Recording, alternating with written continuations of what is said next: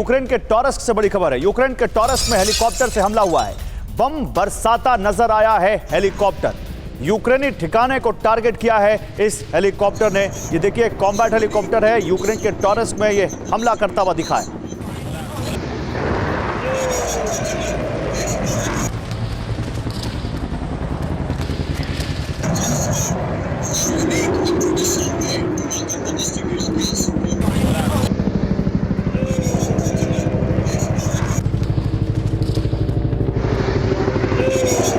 और अगली खबर भी हेलीकॉप्टर के अटैक से जुड़ी हुई है। देखिए Kamov 52 twin engine double seater helicopter combat helicopter है और ये कैसे यूक्रेनी सैन्य मोर्चे पर बड़ा हमला इसने किया वो अब देखिए। रूस ने जारी किया है हमले का वीडियो और ये हेलीकॉप्टर इस वॉर की शुरुआत से रूस जमकर इस्तेमाल कर रहा है यूक्रेन के खिलाफ।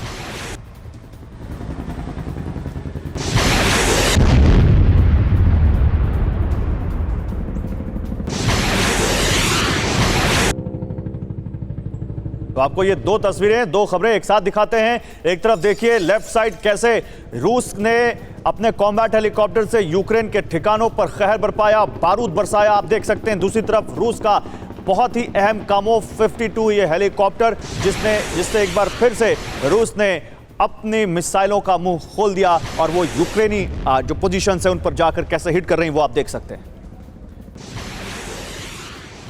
चलिए आगे बढ़ते हैं और अब बात करते हैं यूएन की। रूस की करतूतों पर अब यूएन की एक सख्त लिस्ट सामने आ गई है।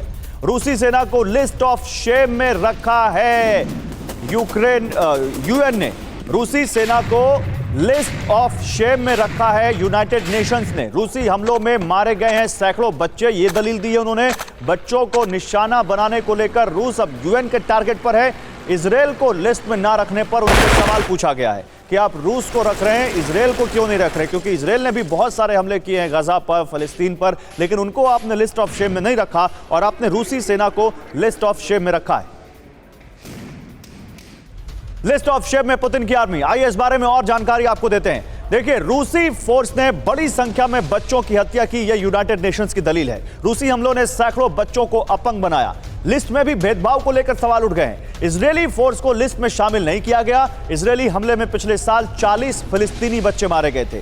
मानवाधिकार संगठनों की मांग की अनदेखी की गई। यूएन में फिलिस्तीनी राजदूत ने कहा इजरायल का नाम ना होना यह बड़ी चूक है। आइए जरा बिग वॉल पर इस बारे में और बच्चों के बारे में जानकारी आपको देते हैं। क्या है ये बच्चों को लेकर यूनाइटेड नेशंस की चिंता, कैसे बच्चों को निगल रही है वॉर, आइए आपको दिखाते हैं। वॉर की वजह से यूक्रेन में पिछले साल बच्चों की मौत हुई 477, ये यूएन की रिपोर्ट कहती है। रूसी हमलों की बात करें, रूसी फोर्स के सीधे हमलों की बात करें तो उसमें 136 बच्चे नहीं रहे, उनकी मौत हुई, यह यूएन की रिपोर्ट कहती है। ज्यादातर बच्चों की मौत एयर स्ट्राइक के दौरान हुई, यह यूएन ने कहा। यूक्रेनी हमलों की वजह से 80 बच्चों की मौत हुई, यह भी यूएन की रिपोर्ट कहती है। यानी यूक्रेन के हमलों में भी बच्चे मारे गए। रूसी हमलों में अपंग हुए बच्चों की संख्या 518 है। स्कूल और अस्पतालों पर रूसी हमले जो हुए उनकी संख्या 480 है। ह्यूमन शील्ड के रूप में बच्चों का इस्तेमाल हुआ, 91 बच्चे ऐसे हैं जिनका इस्तेमाल ऐसा हुआ। यूक्रेनी हमलों में अपंग हुए बच्चों की संख्या 175 है। अब ये यूएन की रिपोर्ट जो कहती है, एम्बेसडर वोरा मैं एक बार फिर से आपके पास आऊंगा सर। बच्चा तो एक भी या कहीं किसी भी मासूम की या किसी भी शख्स की इसमें जान जाए तो वो गलत है, लेकिन वॉर है और वॉर में कोलेट्रल डैमेज बहुत होता है, ये हम सब जानते हैं। सवाल यह है यूएन की इस लिस्ट को आप कैसे देखते हैं?